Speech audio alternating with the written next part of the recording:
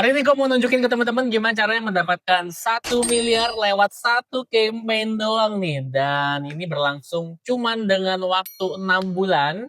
Sehingga teman-teman bisa melihat dan mengambil teknik gue ya dalam menyusun campaign yang bisa menghasilkan 1 miliar ini seperti apa. Dan for your information gitu ya, produk ini adalah produk di luar negeri bukan Indonesia. Jadi seperti yang teman-teman tahu, gue juga menjual beberapa produk di luar negeri gitu ya, entah itu produk digital ataupun produk fisik ya. Jadi teman-teman di sini bisa langsung pelajari aja cara gue beriklan seperti apa, karena basically sama-sama aja, nggak terlalu banyak yang berbeda. Dan let's go, kita langsung lihat aja. Ini adalah sebuah framework yang sudah gue buat, yang teman-teman tinggal ikutin aja secara step by step. Mulai dari menemukan angle yang winning, bikin copywriting yang convert, landing page yang convert, cara setting iklannya, struktur iklannya, cara evaluasi hingga cara scalingnya seperti apa, sudah gue buatkan sehingga teman-teman, baik itu menjual produk fisik maupun produk digital, bisa menerapkannya. Dan sudah banyak juga yang menggunakan framework ini. Jadi gue sangat menyarankan teman-teman yang mau beriklan di Meta Ads untuk mempunyai Meta Ads Digital Selling Framework ini, karena sistem ini sudah terbukti dan linknya ada di deskripsi ya. Seperti yang teman-teman lihat di sini, produk ini sudah berjalan dari November sampai dengan April. Berarti November, Desember, Januari, Februari, Maret, April, 6 bulan ya. Dan teman-teman bisa lihat di sini purchase value-nya gitu ya. Ini adalah 62.000 euro. Jadi marketnya itu pakai euro, khususnya di Perancis, teman-teman. Jadi kalau kita convert ya dari satu campaign ini, 62.000 euro itu sekitar 1,2 miliar. Jadi 1,2 miliar ini kita sudah dapetin dengan spendingnya 18.600. Berarti 18.600 itu sekitar 375. Nah, teman-teman bertanya dong, nih gue jualannya jualan apa? Nah, sebagai catatan, ini adalah international dropship yang gue lakukan. Jadi teman-teman nih bisa langsung melihat nih gitu ya, apa sih yang gue lakukan terhadap campaign ini. Dan kita coba lihat aja barangnya seperti apa. Cuman lagunya akan gue mute karena takut kena copyright di YouTube. Jadi lihat aja lah gitu ya barangnya seperti apa. Kita coba tonton sama-sama.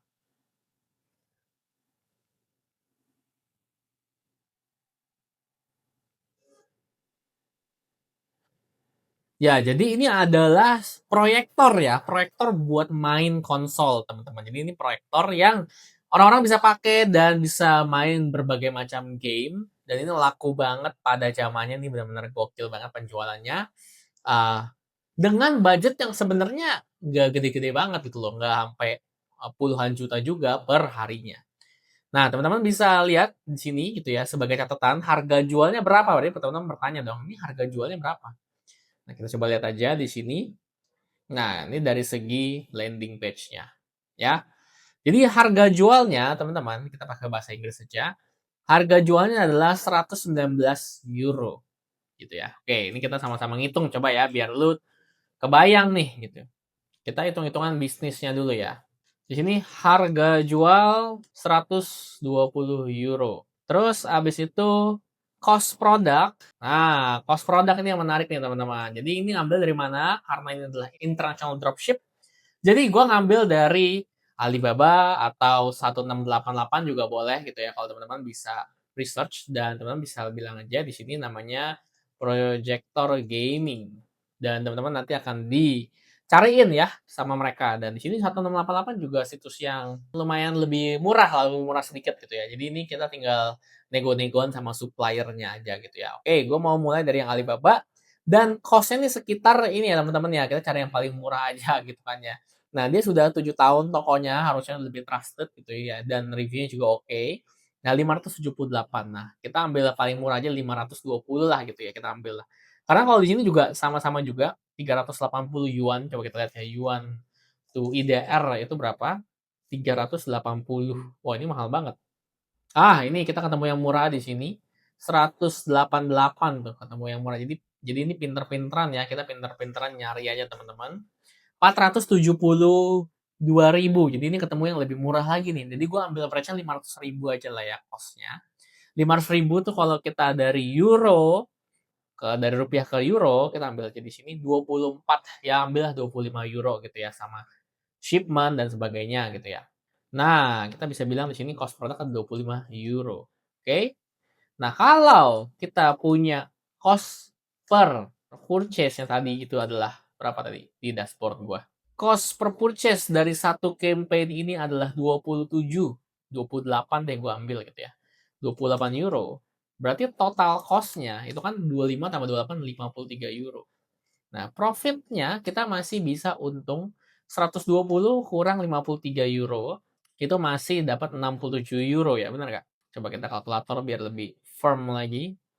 120 dikurang 53. 67 benar, 67 euro. Nah, 67 euro ini berarti kalau kita rupiahin, kita untung 1 juta per pembeliannya, teman-teman. Mantap banget ya jualan di luar negeri. Asiknya teman-teman kalau udah bisa beriklan gitu, teman-teman bisa tinggal mengandalkan kreativitas teman-teman ya mau jualan apa di luar negeri. Dan hari ini gue mau ngajarin teman-teman gimana caranya gitu ya biar kita bisa menjual apapun gitu ya, bahkan ke luar negeri ini juga bisa jualan. Karena kalau gue hilangin filter di satu ini, nah tentunya gue juga melewati berbagai macam testing ya gitu ya sampai ketemu yang benar-benar kita bisa scale nih campaign ini, benar-benar kita scale satu campaign ini sampai bisa menghasilkan 1 miliar ya. Oke teman-teman, jadi gue pengen kasih tahu teman-teman poinnya itu seperti apa. Yang paling penting gitu ya ketika teman-teman mau beriklan di Meta Ads adalah teman-teman punya produk nih.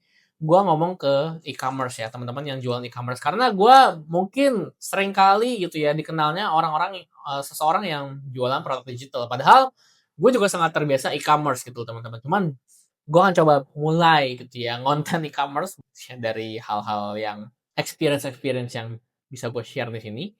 Nah, ketika kita punya produk, sering kali gitu ya, sering kali tuh gue melihat bahwa orang-orang jualannya cuma pakai satu angle doang. Kesalahan terbesar hanya menggunakan satu angle. Sebagai contoh, jualan sepatu. Kita search saja sepatu. Lu punya sepatu. Gue mau ketik iklan sepatu aja biar lebih clear. Nah, gue sering banget lihat orang kalau jualan gitu ya di Meta Ads kayak gini doang. Taruh di sini, habis itu budgetnya digas. Digas habis budgetnya di sini. Gas habis, yang terjadi adalah boncos ya biasanya ya. Mungkin hari satu ada untung tipis, hari kedua untung aja, hari ketiga dan seterusnya udah drop ya, boncos. Boncos maksimal. Jadi ya tinggal dibilang ya Meta Ads sudah nggak works gitu kan ya.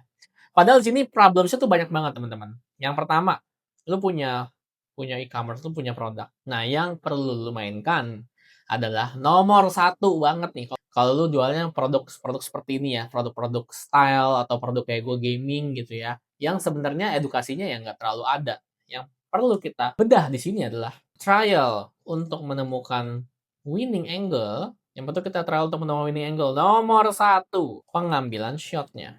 Kalau gue cuman kayak gini doang, gitu teman-teman bayangin. Nah ini misalkan nih ternyata dia ada warna lain. Satu, warnanya gue nggak suka. Gue bisa bilang sebagai customer warnanya gue nggak suka atau modelnya gue nggak suka. Makanya gue tuh kalau lu ngiklan e-commerce, menurut gue akan lebih bagus lu tuh memainkan beberapa model dalam satu warna atau model dalam satu foto. Jadi dimasukin nih beberapa warna atau model. Nah pengambilan shotnya adalah ada yang kayak gini, itu boleh. Terus ada yang ada orangnya, ada manusianya kayak gini. Ini boleh gitu ya. Jadi lu taruh nih kalau ada manusia jadi bagus apa enggak. Beneran ini penting. Pengambilan shot, perbedaan shot. Terus abis itu lu ambil juga yang kalau dipakai mana ya kalau yang sama kaki. Ah, ini nih. Detailingnya ini lu juga iklanin gitu ya. Kita kan pengen tahu nih, mana yang winning? Apakah kalau kita taruh aja displaynya kayak gini atau kalau ada yang pegang atau kalau ada yang pakai. Nah, ini contohnya lagi. Kalau ada yang pakai jadi kayak gini. Oke? Pengambilan shotnya. Jadi ini isinya semuanya produk dan tentang pengambilan shotnya. Ada yang display, ada yang pegang, ada modelnya, ada yang detailnya kayak gimana, ada yang kalau lagi dipakai gimana. Itu nomor satu yang diiklanin. Emang lu kayak gitu juga Jordan? Gue juga kayak gitu. Dan ini akan masuk ke nomor 2. Pengambilan tema. Jadi shot ini menurut gue dari segi kameranya ya, ada yang 45 derajat, ada yang detail, ada yang ada model. Tema ini gitu ya, apakah pertanyaannya adalah apakah langsung hard sell gitu ya, langsung hard sell atau edukasi ya, atau demo produk atau storytelling. Nah, ini adalah model-model yang bisa kita pakai. Pengambilan-pengambilan tema, konten, atau gue bisa bilang pilar konten yang bisa kita pakai. Langsung hard sell, berarti lu langsung bilang, "Oke, sepatu gua promo 50%." Edukasi, lu edukasi, apa sih bahannya. Demo produk ini yang winning di dalam konten gua yang tadi lu tonton itu winning. Storytelling, storytelling ini juga hal yang bisa cocok juga, cuman di gua nggak works nih. Kalau lihat ya, kita coba lihat bareng-bareng ya. Gua sempat ada konten storytelling dan nggak terlalu works, teman-teman. Jadi gua brief si ininya. Il y a un des diminutifs du vidéoprojecteur Focodis. Tu mets tout, je peux rien jouer. Bah ouais, grave. En plus, il y a 2 manettes qui sont fournies avec. Attends, il y a Resident Evil, Star Wars City, et Fantasy. Ouais, t'as vu ça? Jadi setiap kali ada orang, ada manusia, ada visual manusianya, ini nggak works. Ada lagi satu lagi nih, yang ada manusianya yang ini nih. Ini nggak works. Kenapa gue bisa tahu ya? Karena gue yang brief ya. Tuh. Jadi ada manusia nggak works. Tapi kalau demo produk tadi ini, satu lagi yang di sini.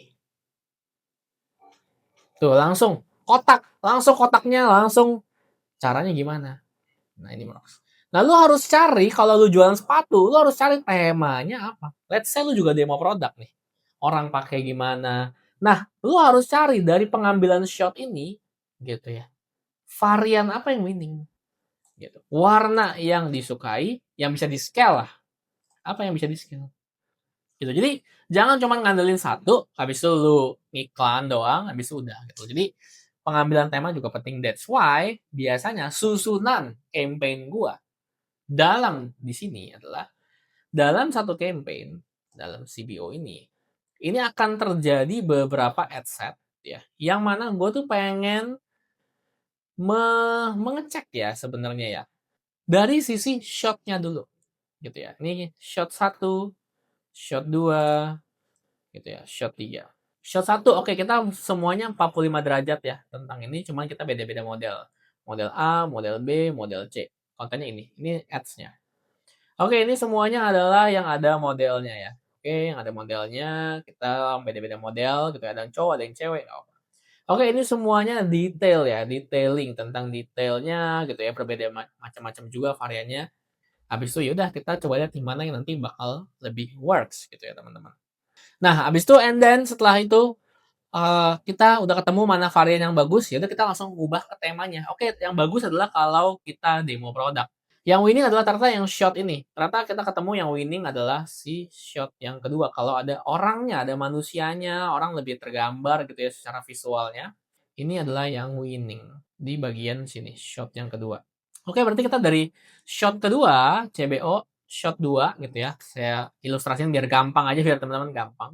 Nah, dari CBO shot 2 ini kita tema 1, tema 2, tema 3. Tema 1 tentang hard sell. Tema 2 tentang kita langsung edukasi, habis itu demo produk. Kasih, ini tema 2.